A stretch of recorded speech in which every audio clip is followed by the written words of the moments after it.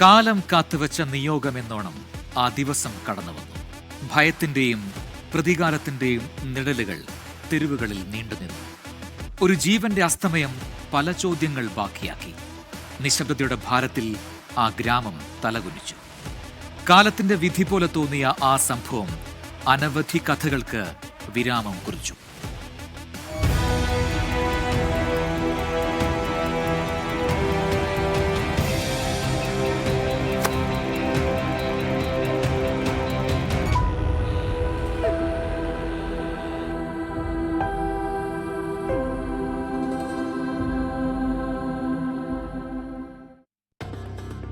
വാളിന്റെ നിഴലിൽ ജീവിതം പണിതവൻ ഒടുവിൽ അതേ നിഴലിന്റെ ഇരുട്ടിൽ അപ്രത്യക്ഷനായി. ഭയത്തെ ആയുധമാക്കിയവന്റെ അന്ത്യം ഭയത്തിന്റെ മറ്റൊരു മുഖം തന്നെ കുറിച്ചു. വിശ്വാസത്തെക്കാൾ വഞ്ചനയ്ക്ക് വില കൂടിയ ലോകത്ത് സ്വന്തം കൂട്ടത്തിന്റെ കൈകളാൽ അവൻ വിധിക്കപ്പെട്ടു. അതൊരു കൊലപാതകം മാത്രമായിരുന്നില്ല. അധോലോകം സ്വന്തം നിയമങ്ങൾ നടപ്പാക്കിയ ഒരു രാത്രിയായിരുന്നു അത്. ആരംഭിക്കാം കുറ്റവും ശിക്ഷയും.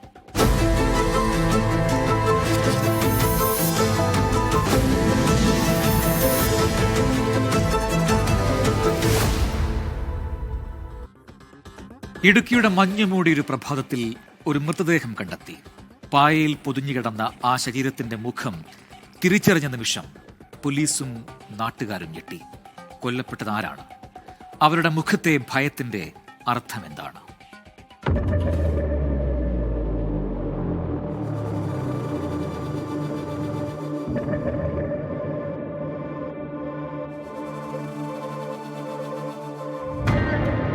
ഇടുക്കിയുടെ മഞ്ഞണിഞ്ഞ മലനിരകളിൽ വീണ്ടും ചോരയുടെ മണം. കേടായ ഇറച്ചിയാണെന്ന് പറഞ്ഞവർ ആ പ്ലാസ്റ്റിക് പായിൽ കെട്ടി ഉപേക്ഷിക്കുമ്പോൾ അതിനുള്ളിൽ നാടിനെ വിറപ്പിച്ച ഒരു ഗുണ്ടയുടെ മൃതദേഹമായിരുന്നു.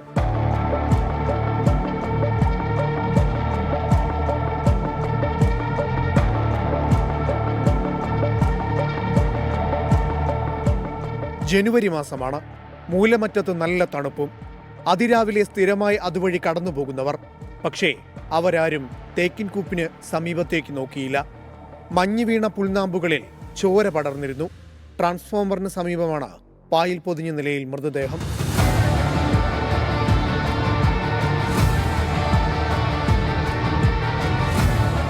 കാഞ്ഞാർ പോലീസ് സ്റ്റേഷന് മുന്നിൽ അയാൾ ഓട്ടോറിക്ഷ നിർത്തി. അകത്തേക്ക് കയറണോ എന്ന് ഒരുപാട് തവണ ആലോചിച്ചു. ഒടുവിൽ വണ്ടി അവിടെ നിർത്തി ദേഹത്തെ കാക്കി ഷർട്ട് അഴിച്ച് ഡ്രൈവിംഗ് സീറ്റിലേക്കിട്ട് അയാൾ അകത്തേക്ക് നടന്നു. മുഖത്ത് ഭയം. ചുണ്ടുകളും കൈകളും വിറയ്ക്കുന്നുണ്ട്. ഇല്ല, കയറുന്നില്ല. നേരെ വീട്ടിലേക്ക് പോയി. വീട്ടിൽ അച്ഛനുണ്ട്. തന്റെ സംശയം അച്ഛനോട് പറയാം. മകന്റെ മുഖത്തെ ഭയം അച്ഛന് മനസ്സിലായി. അയാൾ കാര്യം തിരക്കി. ഭയം നിഴലിക്കുന്ന മുഖവുമായി ആ സംഭവം വിവരിച്ചു. എന്റെ വണ്ടിയിൽ കുറച്ചുപേർ കയറിയിരുന്നു. അവരുടെ കയ്യിൽ പായിൽ പൊതിഞ്ഞ എന്തോ ഒന്ന്. ഞാൻ ചോദിക്കും മുന്നേ തന്നെ അവർ അത് അഴുകിയ പന്നിയുടെ മാംസമാണെന്ന് പറഞ്ഞു. പക്ഷേ പന്നിയുടെ മാംസമാണോ എന്ന് എനിക്ക് സംശയമുണ്ട്.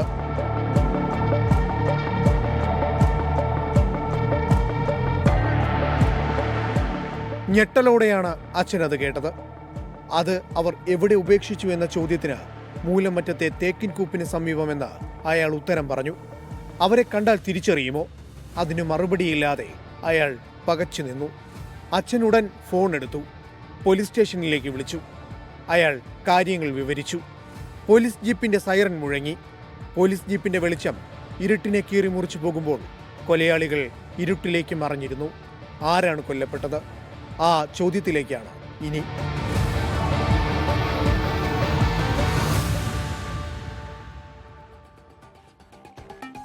ജീവിച്ചിരിക്കുമ്പോൾ പലരെയും ഭയപ്പെടുത്തിയ മനുഷ്യൻ മരിച്ചപ്പോൾ സ്വന്തം ശരീരം പോലും തിരിച്ചറിയാനാകാത്ത വിധം വികൃതമാക്കപ്പെട്ടിരുന്നു.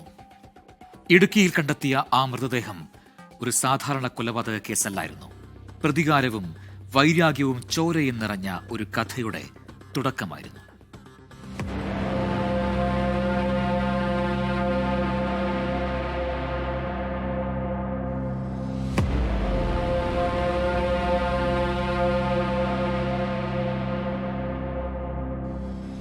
പോലീസ് അവിടെ എത്തി. പോലീസ് എത്തിയതും അവിടെ നാട്ടുകാർ കൂടി. ആ ഫോൺ കോൾ ശരിയാണ്. ട്രാൻസ്ഫോമറിനടുത്ത് പായിൽ പൊതിഞ്ഞ എന്തോ ഒന്ന് കിടക്കുന്നുണ്ട്. പോലീസ് ആളുകളെ മാറ്റി അവിടേക്കെത്തി. 2 കാലുകൾ പായുടെ പുറത്തേക്ക് തള്ളിക്കിടക്കുന്നു. ആ കാഴ്ച തന്നെ നാട്ടുകാരെ ഞെട്ടിച്ചു. പോലീസ് അടുത്തേക്കെത്തി പായ മാറ്റി നോക്കി. പ്ലാസ്റ്റിക് പായയിൽ പൊതിഞ്ഞ ആ മൃതദേഹത്തിൽ നിന്ന് ഒരു കൈ വെട്ടിമാറ്റിയിരിക്കുന്നു.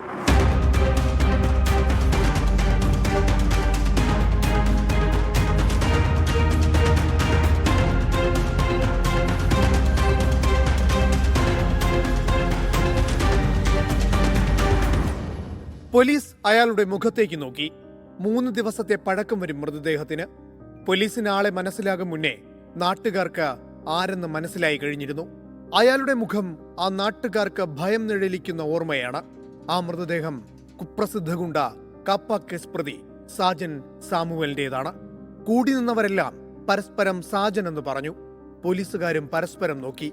അതെ, സാജൻ തന്നെയാണ്.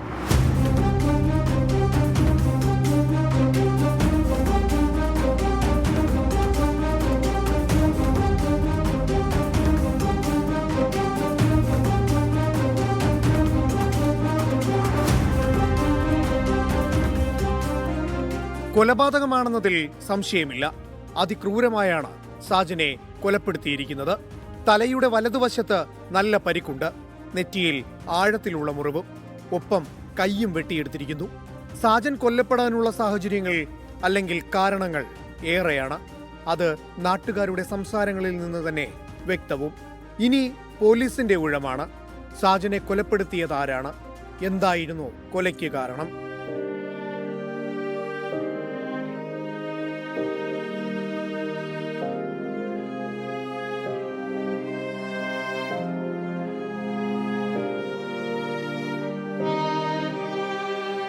പോലീസ് ആ പരിസരമൊന്ന് പരതി. പ്രതികൾ മൃതദേഹം വലിച്ചെറിഞ്ഞു പോയതല്ല.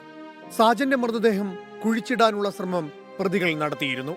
അത് നടക്കാതെ പോയതോടെയാണ് മൃതദേഹം അവിടെ ഉപേക്ഷിച്ചത്.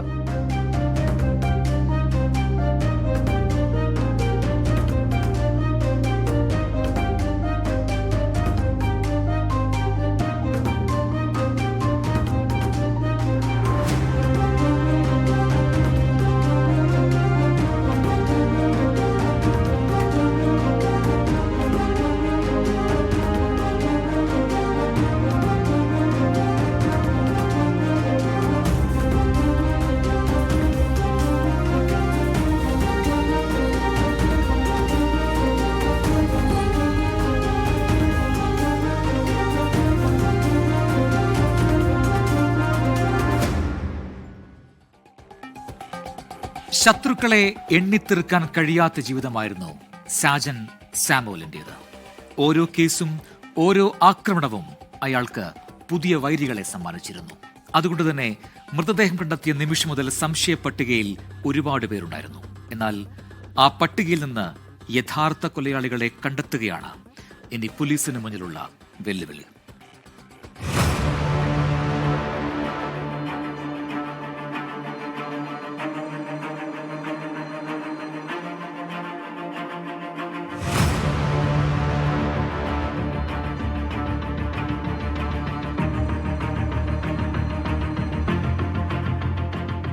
ആരാണ് സാജൻ സാമുവൽ?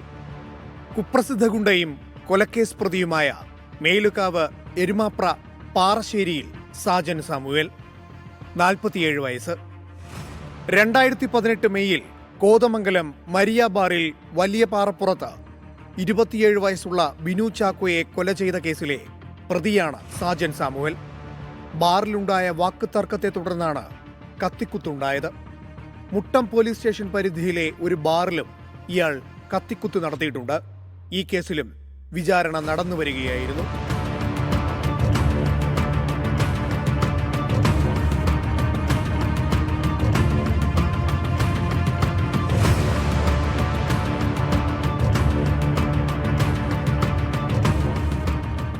നാട്ടുകാർക്ക് നേരെയും സാജന്റെ പരാക്രമമുണ്ടായിരുന്നു. 2022 ഫെബ്രുവരിയിൽ മുട്ടം ബാറിന് സമീപം ഗതാഗത തടസ്സമുണ്ടാക്കി കാർ പാർക്ക് ചെയ്ത സാജനോട് കാർ മാറ്റിയിടാൻ നാട്ടുകാർ പറഞ്ഞു. എല്ലാവരും പേടിക്കുന്ന തന്നോട് കാർ മാറ്റിയിടാൻ പറയാനുള്ള ധൈര്യം ഉണ്ടായോ എന്ന മട്ടിലായി സാജൻ. നാട്ടുകാരുടെ നേരെ സാജന്റെ കാർ പാഞ്ഞു. നാട്ടുകാരെ ഇടിക്കാൻ ശ്രമിക്കുകയും അവർക്ക് നേരെ തോക്കെടുത്ത് നിറയൊഴിക്കുകയും ചെയ്തു. തുരുതുര വെടിപൊട്ടിയെങ്കിലും പക്ഷേ ആർക്കും പരിക്കേറ്റില്ല. പോലീസ് അന്വേഷിച്ചെത്തി. പക്ഷേ ആരും പരാതിപ്പെടാനും തയ്യാറായില്ല. സിനിമകളിൽ കാണുന്ന തനി വില്ലൻ സ്റ്റൈൽ. പരാതിയില്ലാത്തതുകൊണ്ട് പോലീസ് കേസുമെടുത്തില്ല.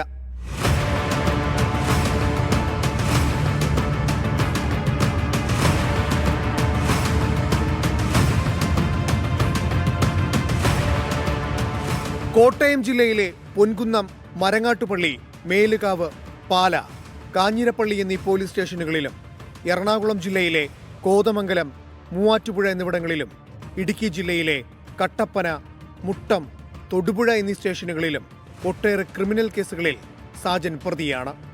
2022 ഓഗസ്റ്റിൽ കപ്പ കേസ് ചുമത്തി സാജനെ അറസ്റ്റ് ചെയ്തിരുന്നു. ഇന്ന് സാജനില്ല. ചെയ്തു കൂട്ടിയ ക്രിമിനൽ പ്രവർത്തനങ്ങൾക്ക് കിട്ടിയ മറുപടിയാണോ? ആണെന്നാണ് നാട്ടുകാരുടെ വാദം. പക്ഷേ പോലീസിന് പ്രതികളെ കണ്ടെത്തണം, തെളിവുകൾ വേണം.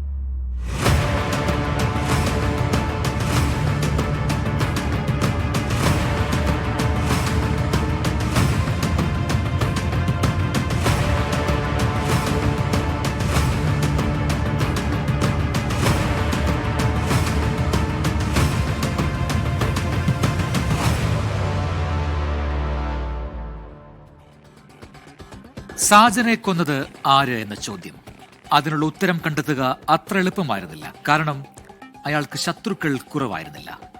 എന്നാൽ അന്വേഷണത്തിന്റെ ഓരോ ഘട്ടവും പോലീസിനെ ഒരേ സംഘത്തിലേക്ക് തന്നെയാണ് എത്തിച്ചത്. ഒടുവിൽ പ്രതികൾ പിടിയിലായപ്പോൾ അവർ പറഞ്ഞ ഒരു വാചകം കേട്ടപ്പോൾ അത് കേസിന്റെ മുഴുവൻ കഥയും മാറ്റിമറിച്ചു. ഭയം കൊണ്ടാണ് സാർ, ഭയം കൊണ്ടാണ് ഞങ്ങൾ സാജനെ കൊന്നുകളഞ്ഞത്.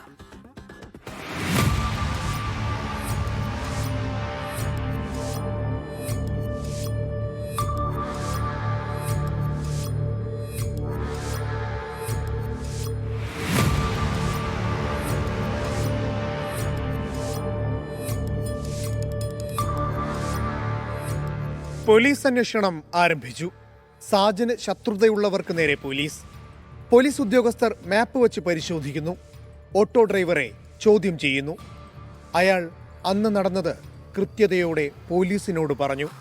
കോട്ടയം മേലുകാവ് എരുമപ്രയിൽ നിന്നാണ് പ്രതികൾ ഓട്ടോയിൽ കയറിയത്. മൃതദേഹം തള്ളിയത് 25 കിലോമീറ്റർ അകലെയും. തൊടുപുഴ ഡിവൈഎസ്പി ഇമ്മാനുവൽ പോൾ, കാഞ്ഞാർ SHO ശ്യാംകുമാർ എന്നിവരുടെ നേതൃത്വത്തിലുള്ള അന്വേഷണ സംഘം പ്രതികളിലേക്കുള്ള ലീഡ് തേടി. മയക്കുമരുന്ന് മാഫിയയുമായും സാജന് ബന്ധമുണ്ടായിരുന്നു. +2 വിദ്യാർത്ഥികളെ വരെ ഇയാൾ ലഹരി വലയിൽ വീഴ്ത്തിയിരുന്നതായി വിവരങ്ങൾ ലഭിച്ചു.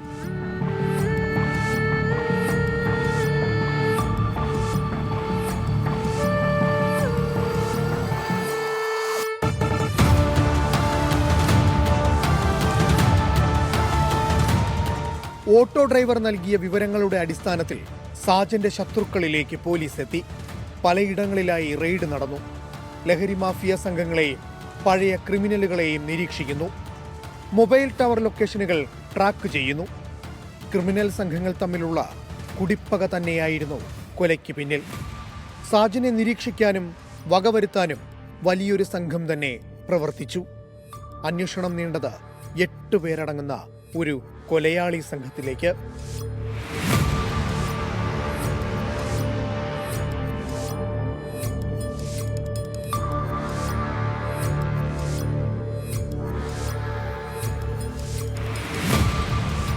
അവിടെ പോലീസിന് തടസ്സങ്ങളൊന്നും ഉണ്ടായിരുന്നില്ല. പൊടുന്നനെ 8-ൽ 7 പേർ കസ്റ്റഡിയിൽ. സാജനെ കൊന്നത് ഞങ്ങളാണ് സാറെന്നവർ ഏറ്റുപറഞ്ഞു. എന്തിനെന്ന പോലീസ് ചോദ്യത്തിന് പ്രതികൾ നൽകിയ ഉത്തരം ഞെട്ടിക്കുന്നതായിരുന്നു. ഭയം കൊണ്ടാണ് സാർ, ഭയം കൊണ്ടാണ് ഞങ്ങൾ സാജനെ കൊന്നത്.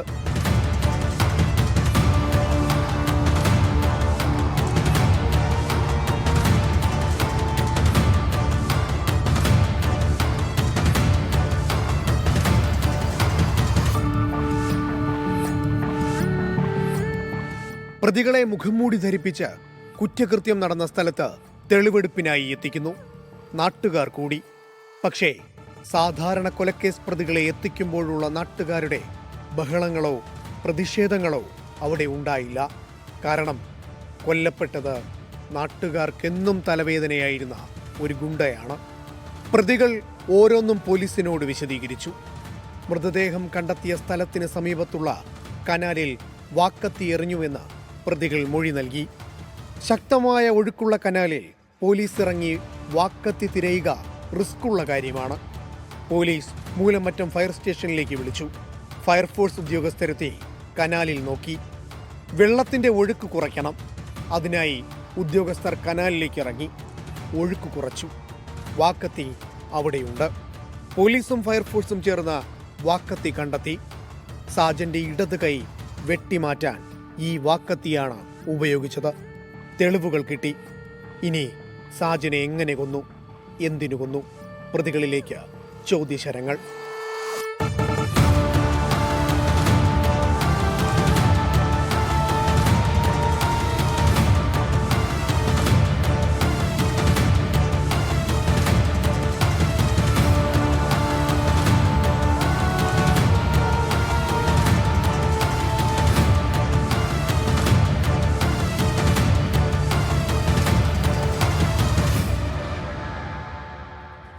സാജൻ സാമുലിന്റെ കഥ ഭയവും പകയും ചേർന്ന മനുഷ്യബന്ധങ്ങളുടെ തകർച്ചയുടെ കഥയായിരുന്നു. ഒരു കാലത്ത് സുഹൃത്തുക്കളായിരുന്നവർ തന്നെ അവനെതിരെ തിരിഞ്ഞു എന്നതാണ് കേസിലെ ഏറ്റവും പ്രധാനപ്പെട്ട ഭാഗം. അവസാനം തെളിഞ്ഞത് ഒരു ആസൂത്രിത കൊലപാതകമല്ല, മറിച്ച് ഭയം നിയന്ത്രിച്ചൊരു കൂട്ടപ്രതികാരമായിരുന്നു എന്നതാണ് വസ്തുത.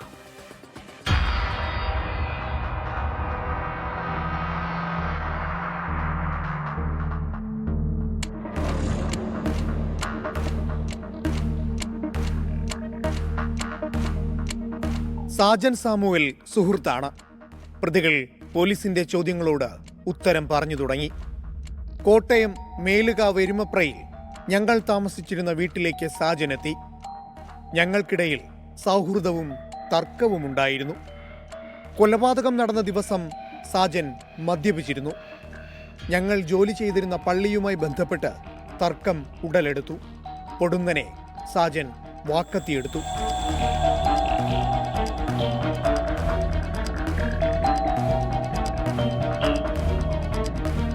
ഇതാണ് സാജന്റെ സ്വഭാവം.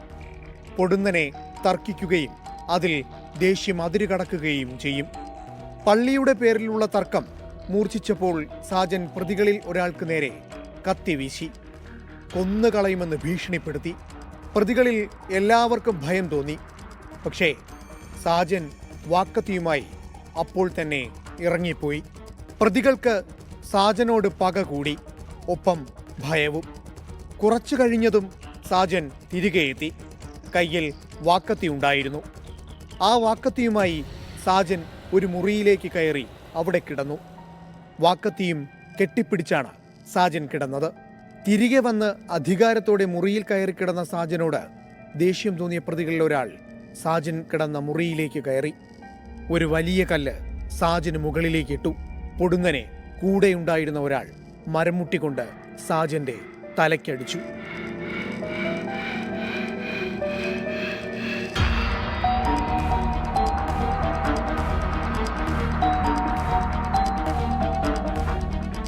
ആ അടിയിൽ തറയിൽ ചോര ചിതറി.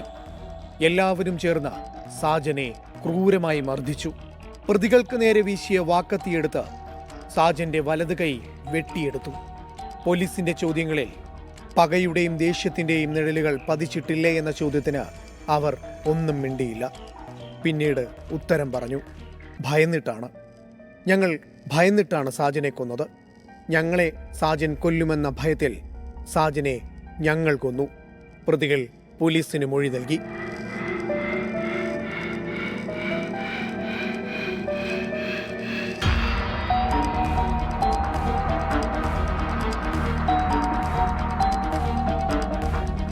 പ്രതികളിൽ ഒരാളായ ഷാരോൺ ബേബിയാണ് ആദ്യം പിടിയിലായത്. തുടർന്ന് അഖിൽ രാജു, അശ്വിൻ കണ്ണൻ, രാഹുൽ, ഷിജു ജോൺസൺ, മനോജ്, പ്രിൻസ് രാജേഷ്, വിഷ്ണു ജയൻ എന്നിവരും പോലീസ് വലയിലായി. ഇതിൽ അഖിൽ രാജുവും വിഷ്ണു ജയനും കാപ്പ കേസ് പ്രതികളാണ്. ആയുധമെടുത്തവൻ ആയുധത്താൽ തന്നെ നശിക്കുമെന്ന പഴഞ്ചൊല്ല് അക്ഷരം പ്രതി ശരിയാവുകയാണ് സാജൻ സാമുവലിന്റെ ജീവിതത്തിലൂടെ.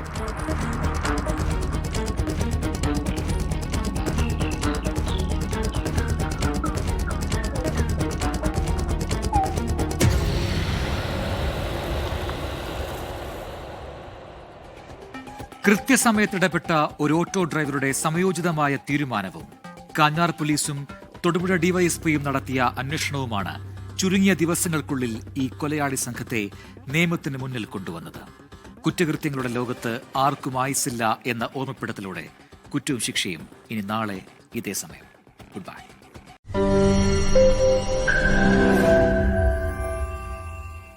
ലോകത്തെവിടെയായാലും ഏത് സമയത്തും 24 വാർത്തകളും ഓഗ്മെന്റഡ് റിയാലിറ്റി പാക്കേജുകളും എക്സ്പ്ലെയിനറുകളും വിശദമായി കാണാൻ ഞങ്ങളുടെ യൂട്യൂബ് ചാനൽ നിങ്ങൾക്ക് സബ്സ്ക്രൈബ് ചെയ്യാം.